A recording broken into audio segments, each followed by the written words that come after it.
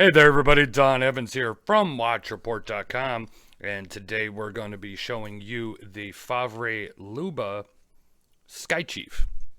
Now, this model comes in two different. You can get the date model, which you see here. There's also a chronograph version. There is, of course, a couple of different dial colors. This being the anthracite silver. And there's also models that have rose gold on the bezel area that you see here. It would be rose gold, and also has rose gold hands. That one is considerably higher priced. This one you're looking about $21.50 USD. So $2,150 is roughly the exchange rate price, or conversion price, excuse me. The rose gold models doubles in price, so you'd be looking at over $4,000 for the models that have rose gold on it. Your specifications are as follows. You have a 43 millimeter case, 22 millimeter lugs, just about 13 millimeters thick, probably more about 12.5 millimeters thick, including the domed sapphire crystal, and a 50 millimeter lug to lug, and this absolute gorgeous brown leather strap. It's a padded leather. I'll get into this leather strap and show you it in better detail here in a minute. Now, when it comes to movement, this is where we have a little bit of a quandary. I believe this movement to be a Sellita SW200 automatic movement. It does not state it on the website. It also does not state it on one of the sites in India that sells this particular watch. For reference, you can order, if you take a look, I think it's ethos.com or ethoswatches.com. You can order from there. It is an Indian website, but you can also order direct from Favre Leuba. So if you email them, you can order direct. So I have an email into them. I'm actually waiting on confirmation, but the problem is I needed to get this review done, as I have other reviews to do, and this is in line to be done. So by the time I do the written review, I will have confirmation on what the movement is. The thing that kills me is, can you please put the movement on your website? I don't know why brands don't have that. I guess sometimes I think that speaks to maybe sometimes their market, because, you know, any of us watch enthusiasts, any of us watch collectors, we want to know exactly what movement is in the watch. So when you just list automatic, especially when you're talking a watch of $2,200, $2,150, we want to know exactly what's powering the watch. So with that said, let me give you a close-up look here at this dial. You have a beautiful sunray pattern dial, applied indices, the date at the 6 o'clock position.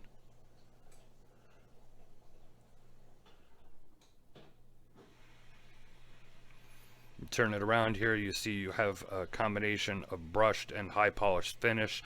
Very similar, if you watched my previous Favre Leuba review, which was on their dive watch. There we go. Very similar style case, although this is not as large and it is not as thick. But the case is pretty much the exact same with this sloping, angled down lugs and that center section case that is high polish. This is a screw down crown.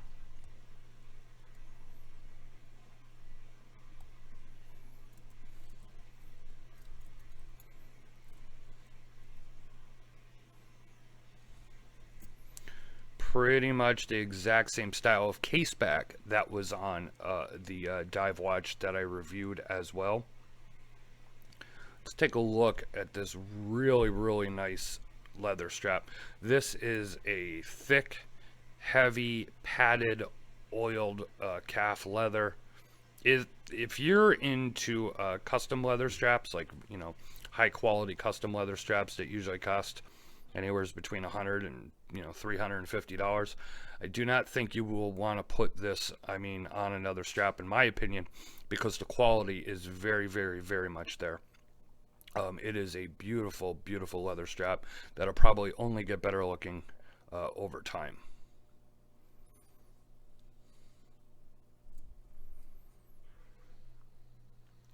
So this is called a Sky Chief. So that would, you would initially think pilot style watch, and of course, I guess, it's a basic watch. This one does not have the chronograph. They do have a chronograph version. For me, this is more of a dress style watch. Now at 43 millimeters, that might be, large for you as a dress watch. If you're a traditionalist, you want, something 40 millimeters usually or lower. This would be a nice style dress watch for me. Now, this strap on this is probably a little rugged for dress. I mean, these days there's almost no rules. When you're watching guys, whether it's on TV, celebrities, the fashion magazines, whatever, and they're wearing plaid shirts with, striped ties, etc. Everybody's wearing funky socks anymore. Nobody wears just like regular black dress socks, and everybody's got colored socks on, or no socks with the suits, whatever. So kind of rules can kind of get thrown out through the window. If you're a traditionalist, maybe you want this on an alligator strap or something more of a high gloss. This is a little more of a rugged style strap. I personally love it. Let me show you a shot on my 7.5-inch wrist. Now this is an area, you've seen me talk about this before in my reviews. Now I have a 7.5-inch wrist. I don't wear my watches very tight. Okay, you can see there's some room there. I never like my watch to be too tight on my wrist. So I have a 7.5-inch wrist. Look at where that buckles, okay? This is how much room I have left here, okay? So I'm going to say with being able to put, the tail into the keepers, if you have a 7.75-inch wrist, you're probably just maybe going to be able to do it, or you're just pushing it. So 8-inch wrist, you're not going to be able to wear this out of the box. I know there's always a compromise when making straps and what size you want it to be.